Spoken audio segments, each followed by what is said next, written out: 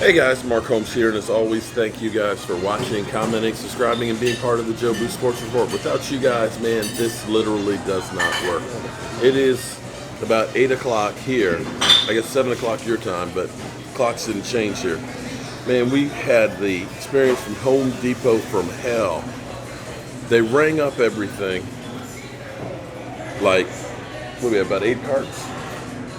8 carts maybe? Yes. We had about 8 carts, enough stuff for like 3 houses. How many thousands? No, it doesn't matter. I mean, thousands of dollars worth of stuff. And for whatever reason, it didn't register. So she prints off like the 7 receipts, and they have to hand key in every single item. It took them about 2.5 hours to ring it in. So we're just sitting there waiting. And you guys know, I literally go crazy sitting around. I have to be doing something. And I'm just like, I got hangry. I'll admit it. I had to get me 2 Snickers bars. I was that angry and upset and stuff. And I was ready to bite somebody's head off, but thank God I didn't. But here's an amazing thing out here. Dak Prescott gets talked about all the time about, the Cowboys shouldn't pay him because, he needs people around him because he can't put the team on his back and elevate them to win. He needs people around him. He's not a guy like, say, Aaron Rodgers, who will elevate the team and will get them to win. It's kind of amazing. You know what happened with Aaron Rodgers today? What? They lost to the Chargers. He had a total of 161 yards passing. After the performance he had last week? Yeah. No way. And I'm going to tell you, 40 of that was in garbage time. When I looked early in the fourth quarter, he had 111 yards. So they got spanked by the Chargers. They got beat by the Chargers, right. So, what happened to quarterbacks, franchise quarterbacks that can elevate the team and put them on the back and win? Doesn't seem like that was the case this week. This is Mark. I'm senior Mark, and this is junior Mark. By calling you junior, that's saying you're like my son. It's like family, okay? You should actually look at that and say, man, I'm honored. This is your brother right here. Michael Anthony Fitness. We family here in Puerto Rico, okay? And then, look, and here we go. Look at this. And here we have our other Mark. Mark, Hey, what's up? I'm Mark. do you do football? Huh? Are you a football fan? Yeah, Ravens. Ravens, okay. Where you live? Baltimore. Okay. Cowboys are playing the Ravens in Baltimore When? next year. Next year? Alright. We're going to be doing a big-ass tailgate there. Oh, really? You're invited. Alright. So, FYI, we're going to be doing a big tailgate. Okay. Do we know what we want? I think I do. Do you? I'm ready, gentlemen. Alright. Is everyone else? Gentlemen. Don't insult me by calling me a gentleman. Okay. So he's going to order. Huh? I told the old man first. Okay. I'm going to have the seafood salad. Okay. The crab salad. And the Racy's burger. The Racy's burger. All right. Sure, why not? Okay. All right, so I'm getting the burger. Yeah, that's right. I'm getting the burger. Okay, look, I'm in Puerto Rico and everything is a starch. Okay, you can't do keto. So all you guys out there that are gonna email me, you're not doing keto. I know that. I'm gonna wait until I get back. Okay. But anyway, Aaron Rodgers only had 161 yards. Now here's another interesting tidbit for you. The Eagles won today, and Carson Wentz had, I think, 220 yards or so. What's amazing about it is, in the Eagles' wins, okay, their biggest wins, when you talk about them winning last week against Buffalo, when you talk about them beating Aaron Rodgers, the bad man, and today, they all have something in common, and that is actually a running game because they rushed the ball for 146 yards. And if you look at the wins that they've gotten, it's all when they've rushed the ball. So this whole notion that, Dak Prescott's got to have a running game and all that, well, let's be honest. Their 3 biggest wins this season, they rushed for more yards than the Dallas Cowboys have in other games. Just saying. Just saying. And then I'm trying to think, Kirk freaking Cousins. That's another guy. Kirk Cousins. Didn't do it this week. Didn't. Everybody's been going, Kirk Cousins, I'll take him now over Dak Prescott after he laid a few eggs the first couple of weeks. He's back to being that. Today was not a good day for quarterbacks. And Baker Mayfield, I tell you what, I tell you what was kind of funny today. I've been out, haven't really seen as much football today as I would have liked to and stuff. So I'm going through Bleacher Report, and they're sitting there talking about Baker Mayfield was threading the ball, and he threaded this one, the window. The window was freaking, it was a Mack truck, and it's like, that's not a window, okay? That's not. That's the whole freaking wall got blew out that he threw there.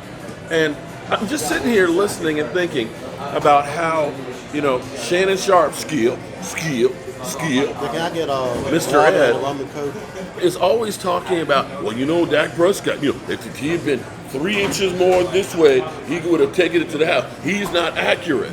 And I'm sitting here looking and thinking about all these guys that you talk about as franchise quarterbacks. If you want anything to drink? Yeah, make sure we put them on a separate tab. A rum and coke. Red letter name.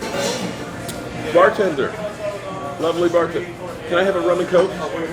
And a separate ticket. Can you have? Yeah, no, the alcohol and the alcohol and the food separate. Okay.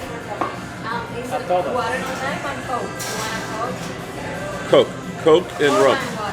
Coke and rum. Rum and coke. Rum and coke and I also want water. Coke and water. Who gets Coke and water? You do. I don't. Coke and water. Coke. We're in Puerto Rico. It's got to be rum. Okay. So this whole notion of, that you have to be perfect every single game. There is no quarterback that has perfect games every single game. Let's go to 2014, for example. When everybody talks about Tony Romo, that season, oh my God, we should have been in the Super Bowl. Take a look at the first game statistics. Tony Romo threw 3 interceptions against the 49ers. A 49er team that wasn't that good, okay? That really, really stunk. It happened. But here's the amazing thing. As bad as the game was with the Jets, where we had Lyle Collins as well as Tyron Smith both out, as well as Amari Cooper, and Dak Prescott getting lit up and not getting unnecessary roughness calls, I looked at that and say, there's about 6 in there that should have been called. In fact, the NFL fined 2 of the guys like $21 million each because they said that was unnecessary roughness. Well, I tell you what, officials, it'd been nice if you called in the game and gave us 30 more yards to those 2, That kind of thing helps. But as we go through here on this, and as people keep sending me messages saying, oh, don't pay Dak, he's not perfect, I'm asking you right now, what quarterback is perfect? I know everybody's talking about Tom Brady, and I can't wait to start watching him here tonight. But understand, Tom Brady has been playing some real stiffs. We're doing Chinese fire drill. ¿Puede dar esta televisión también? Vamos a tener el grupo entero aquí. Viene 4 más. We're moving down.